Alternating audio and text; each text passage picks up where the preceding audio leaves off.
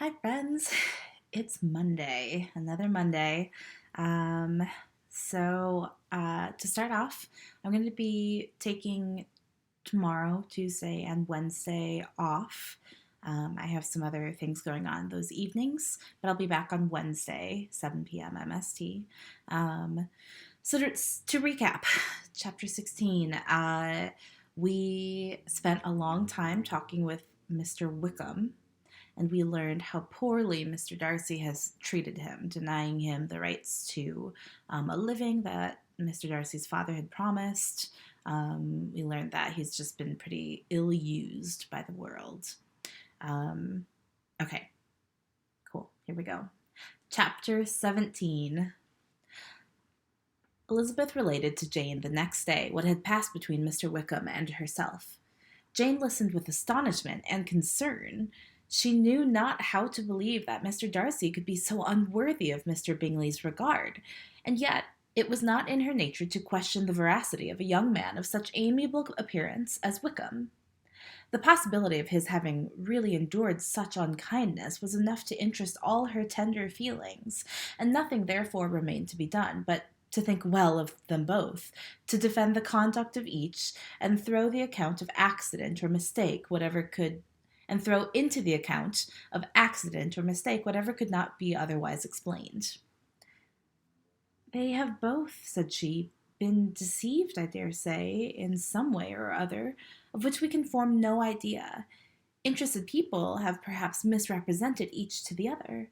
It is, in short, impossible for us to conjecture the causes or circumstances which may have alienated them without actual blame on either side.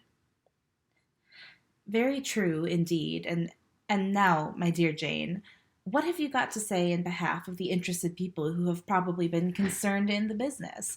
Do clear them, too, or we shall be obliged to think ill of somebody. Laugh as much as you choose, but you will not laugh me out of my opinion. My dearest Lizzie, do but consider in what a disgraceful light it places Mr. Darcy, to be treating his father's favourite in such a manner, one whom his father had promised to provide for. It is impossible. No man of common humanity, no man who had any value for his character could be capable of it. Can his most intimate friends be so excessively deceived in him? No. I can much more easily believe Mr. Bingley's being imposed on than that Mr. Wickham should invent such a history of himself as he gave last night. Names, facts, everything mentioned without ceremony. If it be not so, let Mr. Darcy contradict it. Besides, there was truth in his looks. It is difficult indeed. It is distressing. One does not know what to think. I beg your pardon, one knows exactly what to think. But Jane could think with certainty only on one point, that Mr. Bingley, if he had been imposed on, would have much to suffer when the affair became public. The two young ladies were summoned from the shrubbery, where this conversation passed, by the arrival of some of the very persons of whom they had been speaking. Mr. Bingley and his sisters came to give their personal invitation for the long-expected ball at Netherfield, which was fixed for the following Tuesday. The two ladies were delighted to see their dear friend again, called it an age since they had met, and repeatedly asked what she had been doing with herself since their separation. To the rest of the family they paid little attention, avoiding Mrs. Bennet as much as possible, saying not much to Elizabeth and nothing at all to the others. They were soon gone again, rising from their seats with an activity which took their brother by surprise, and hurrying off as if eager to escape from Mrs. Bennet's civilities. The prospect of the Netherfield ball was extremely agreeable to every female of the family. Mrs. Bennet chose to consider it as given in compliment to her eldest daughter, and was particularly flattered by receiving the invitation from Mr. Bingley himself instead of a ceremonious card. Jane pictured to herself a happy evening in the society of her two friends, and the attentions of their brother, and Elizabeth thought with pleasure of dancing a great deal with Mr. Wickham, and of seeing a confirmation of everything in Mr. Darcy's look and behaviour. The happiness anticipated by Catherine and Lydia depended less on any single event or on any particular person, for though they each, like Elizabeth, meant to dance half the evening with Mr. Wickham, he was by no means the only partner who could satisfy them, and a ball was, at any rate, a ball, and even Mary could assure her family that she had no disinclination for it. "While I can have my mornings to myself," said she, "it is enough. I think it is no sacrifice to join occasionally in evening engagements. Society has claims on us all, and I confess myself one of those who consider intervals of recreation and amusement as desirable for everybody." Elizabeth's spirits were so high on the occasion that, though she did not often speak unnecessarily to Mr. Collins, she could not help asking him whether he intended to accept Mr. Bingley's invitation, and, if he did, whether he would think it proper to join in the evening's amusement, and she was rather surprised to find that he entertained no scruple whatever on that head, and was very far from dreading a rebuke either from the Archbishop or Lady Catherine de Bourgh by venturing to dance. "I am by no means of opinion, I assure you," said he, "that a ball of this kind, given by a young man of character to respectable people, can have any evil tendency, and I am so far from objecting to dancing myself that I shall hope to be honoured with the hands of all my fair cousins in the course of the evening, and I take this opportunity of soliciting yours, Miss Elizabeth, for the two first dances especially, a preference which I trust my cousin Jane will attribute to the right cause, and not to any disrespect for her." Elizabeth felt herself completely taken in.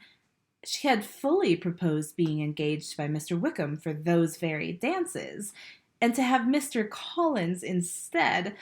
Her liveliness had been never worse timed. There was no help for it, however. Mr. Wickham's happiness and her own was perforce delayed a little longer, and Mr. Collins's proposal accepted with as good a grace as she could. She was not the better pleased with his gallantry from the idea it suggested of something more. It now first struck her that she was selected from among her sisters as worthy of being the mistress of Hunsford Parsonage, and of assisting to form a quadrille table at Rosings in the absence of more eligible visitors. The idea soon reached to conviction, as she observed his increasing civilities toward herself, and heard his frequent attempt at a compliment on her wit and vivacity, and, though more astonished than gratified herself by this effect on her charms, it was not long before her mother gave her to understand that the probability of their marriage was exceedingly agreeable to her. Elizabeth, however, did not choose to take the hint, being well aware that a serious dispute would be the consequence of any reply. Mr. Collins might never make the offer, and till he did, it was useless to quarrel about him.